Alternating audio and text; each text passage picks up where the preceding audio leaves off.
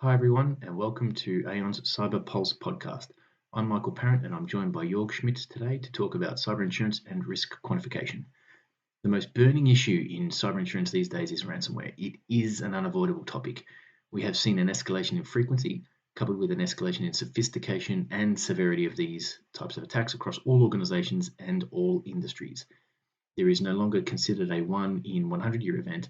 In some instances, it can even be boiled down to a 2 in 1 year event, which contributes significantly to its seismic shift compared to where we were only a few years ago. Increasingly, we are seeing cyber criminals target organizations for specific purposes of creating opportunities for a second and potentially third ransomware attack. This brings to life the saying, there is no honor amongst thieves. But this is a much broader topic than purely the insurance component, and is indeed an extended conversation around risk management is required, including corporate governance. Joerg, perhaps you can share some insights with our audience around the importance of corporate governance? Sure, Michael, and thanks for setting the scene. I think the corporate governance implications around risk in general are well established and understood across all sectors.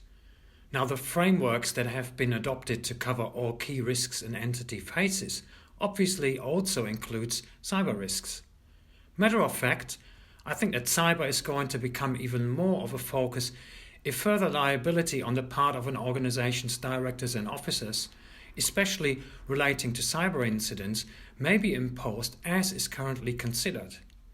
Being mindful of the topic we're covering today, I think it's fair to assume that there will also be an insurance consideration within that. Now, as an insurance broker, Aon are seeing cyber discussions shifting away from a product-based approach to a more risk-based one. In the decision-making process organizations go through, questions are now popping up that are no longer just about the price of the insurance or the product itself, but they rather start with questions like, hang on, what risks do we have? How big can they be? What does, and perhaps more importantly, what doesn't our insurance achieve for us? So in essence, it is no longer just a price discussion, it's largely a risk discussion. Thanks for those insights, Joerg. I think that brings us to the importance and indeed the benefits of a risk quantification exercise when it comes to insurance. For decades, we've had insurance policies in place and have gained a really good and comprehensive understanding of the value of tangible assets.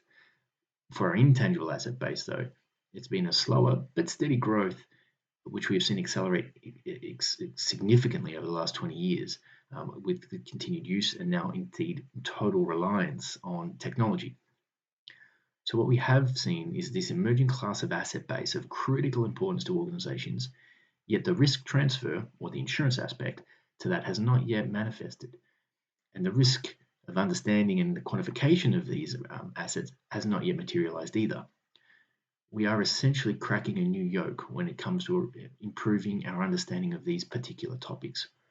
Right now, from many organizations, these asset classes don't necessarily over-dominate the balance sheet. Yet increasingly, we are seeing them equal, and in some instances, indeed, eclipsing the tangible asset-based value itself. So insurers are getting much more granular as they seek to understand these risk exposures and what they mean from a criticality perspective to those organizations, and how technology is being used to manage those particular risks. What is driving is a change in the behaviour of insurers around the quantification metrics.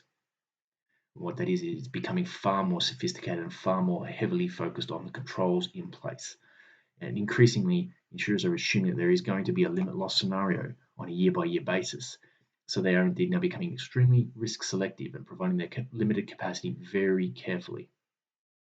And what that means to them is they are looking to gain a deeper understanding of what those critical assets are and what they are insuring and what it looks like from a controls in place to protect them, as well as their values. This influences an insurer's position around the entire program, coverage, as well as retentions that are applied. So again, understanding this asset is critical. Joerg, any thoughts you'd like to share? Well, I think you covered off the benefits on the provider side really well, Michael. But I'd also like to think that there are big benefits on the buyer side. This I see centered around understanding the residual risk organizations are faced with. In the context of broader risk management frameworks, consideration of residual risk is essential.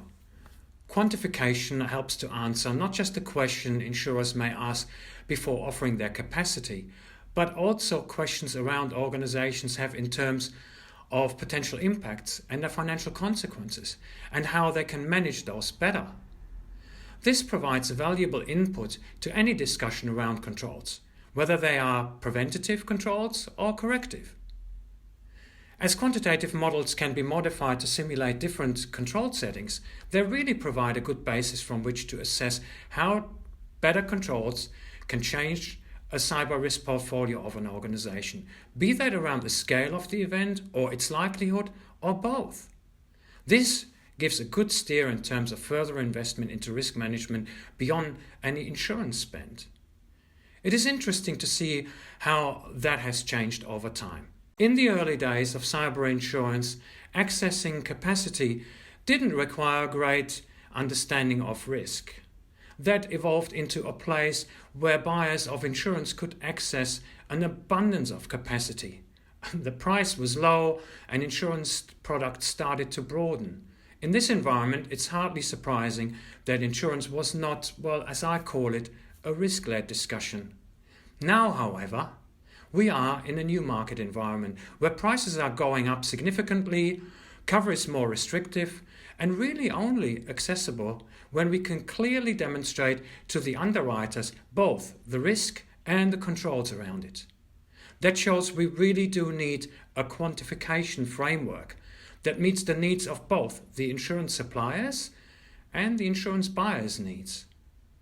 Indeed, in order for organizations to be successful in the current insurance climate, risk quantification I would consider as quite integral. Excellent insights there. Thank you very much, Jorg. Well, that's all we have time for. Thank you for listening, and please don't hesitate to reach out to the cyber team at Aon if you have any questions.